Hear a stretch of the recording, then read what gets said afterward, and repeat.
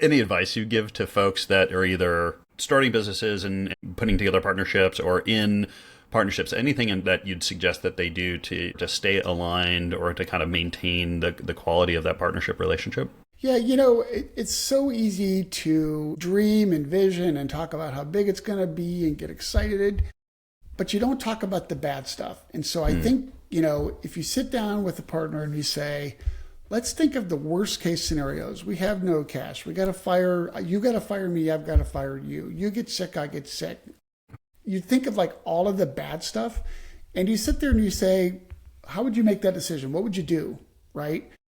And very few people ever do that because it sucks, right? You don't want to talk about the bad stuff when you're starting a company, right?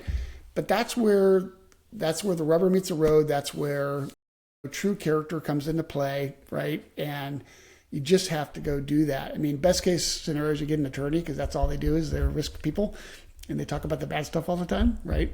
Or maybe get a third party person like an attorney or somebody that's kind of been through the ropes and say, well, what about this situation, this scenario? What would you guys do?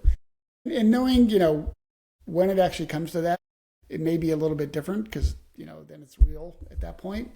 But at least sitting down and talking about that stuff and just seeing if the values are aligned.